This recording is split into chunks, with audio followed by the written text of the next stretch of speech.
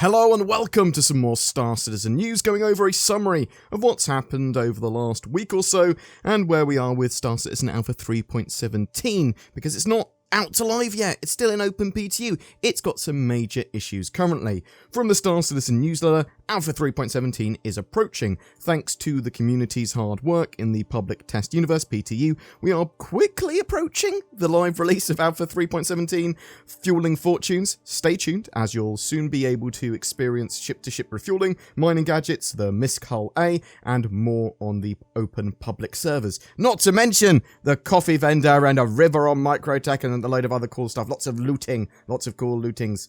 We have had quite a few PTU patches recently, with the newest one being Star Citizen Alpha 3.17.0W, the PTU patch there. Let's take a quick look at what's in that update and what the major current issues with the patch are. So they've reduced the ammo count for the size 4 bearing Gatlings, so these are ballistic weapons, and ballistic ammo at the moment for some ship weapons, especially now this one, seems to be a bit too low. Obviously there's ongoing balance with all this stuff, and I was hoping that with some weapons, Cloud Imperium were going to be raising the ammo count with ballistics. However, that's mostly my personal opinion right there. There's a load of other things stat-wise that I'm not privy to, but I think it's more than just what DPS a weapon outputs. It should be actually how it utilized. Is it how often does it hit, and how good is it effectively overall, which is, again, very hard to balance. They changed the Starfarer terminal wording to terminate instead of abort. They've increased the hull health of the MISC Starfarer, Prospector, Hull A, and Argo MPUV. They've fixed an issue that was causing AI ships to become out of sync and jittery. Logging back into a ship bed should now consistently bring players into the PU instead of infinitely loading them. Again, good fixes there. Equipping gear to your character should no longer bounce it back to your inventory. Fantastic. That was one of the worst things in the patch. Textures should no longer be missing inside of the hub of the Reclaimer. They fixed a client crash and 3 server clashes as well. Now, there are some known issues still with the patch, and some of them are quite severe. There is a visual glitch, so take this as a photosensitivity warning. Many assets such as new Babbage buildings and Grimhex are shaking and flickering, causing visual discomfort. Please bear that in mind. Obviously, that is a major blocker.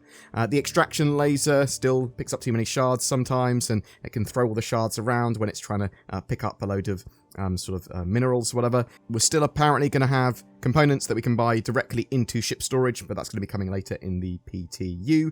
Turret acceleration stuff is being worked on. AR markers are present when opening the Mobiglass, which can make it hard to read. Ships can explode after a player exits them. That's not great, although I haven't actually experienced that, fortunately. While docked with the Starfarer, the Valkyrie can sort of spin rather than remaining stationary.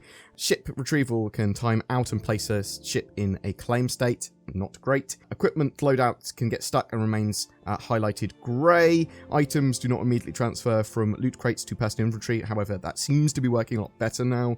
It's not possible to deselect attachments on FPS weapons in shops that sell them, and unable to see some accounts when adding them to the friends list. Hopefully that's just a simple database problem they can solve pretty quick.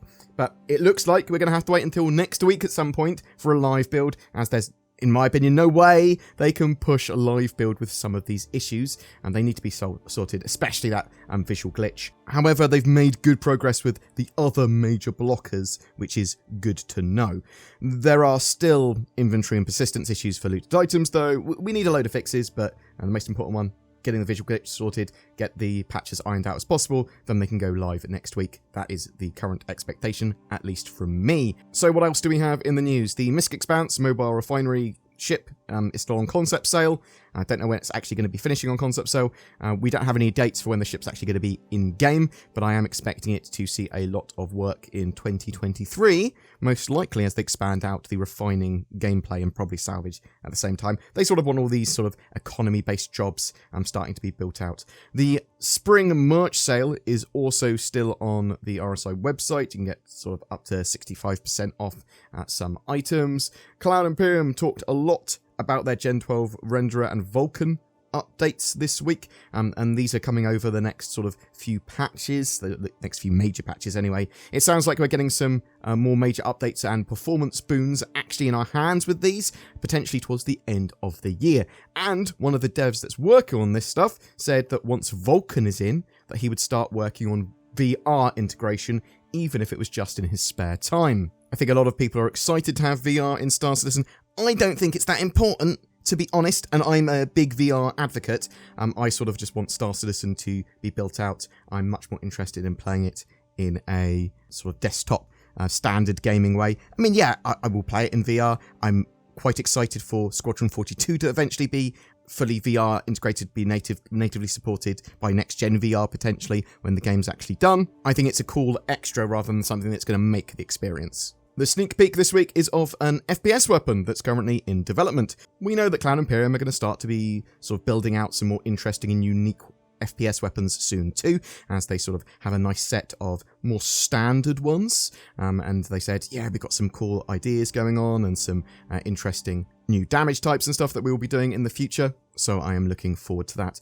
Also, for the next couple of days, there's a Tobii Eye Tracker sale and sweepstake still on. I'll link my video I did about Tobii Eye Tracker and its integration with Star Citizen. Boom. That's it for your news this week. So, yeah, when are you thinking that Alpha 3.17 might come out? Are you expecting it next week, now as I am? And when are you thinking, sort of Wednesday, Thursday, Friday? Or do you think there are some major sort of bugs that they need to get ironed out, which could take ages? That visual glitch, I would, as I said, take that as a photosensitivity warning for the latest 3.17 0W patch. And there is sort of flickering textures and shaking and stuff, which can cause a lot of discomfort. Have you been playing in the PTU? What's your sort of thoughts on the PTU so far? Are you excited for the live build? Are you excited for any potential new ships or vehicles that could turn up? What about the Gen 12 render and Vulkan updates? Are you hoping to see something good in by the end of the year that could increase sort of graphics fidelity and performance and all that sort of jazz? Do you use head tracking in Star Citizen? Do you have a Tobii Eye Tracker for eye tracking? What do you think about all that sort of jazz? Whatever your thoughts, I'd love to hear from you in the comments below. I was feeling tired and sluggish. I found out that I was allergic to adverts and malware in 2022, which means I can't use the internet. If only there was a service that could help. Wait! There is! NordVPN.com/BoredGamer! It's NordVPN that I use, and it blasts away a load of my advert and malware-based concerns, while allowing me to freely explore the internet. Maybe I want to be in the USA today, and pretend that I'm an American. What's this? Now I'm down under in the Australias? Wait, now I'm in the UK. Okay, I live there. That is less impressive. NordVPN has done so much for me. Sign up with the links below or go to nordvpn.com/BoredGamer. Every month we have a ship giveaway. For April 2022, we're giving away an Origin 400i. It's a luxury exploration and touring ship, which will be great for a small crew wishing to explore the stars or try out a multitude of other gameplay. It's like a little yacht in space, a little piece of luxury. All you need to do to be in for a chance to win that is comment on any of my videos made during April 2022. More details in the description below. If you wish to further support the channel, consider clicking the join button under my videos to become a channel member or even become a Patreon. That goes a massive way in helping with our day-to-day videos and gives you a variety of little exclusives as well. But it should just make you feel warm and fuzzy inside. Join today! Thanks so much for watching. Please don't forget to like, subscribe and comment if so inclined, and I'll see you in the verse.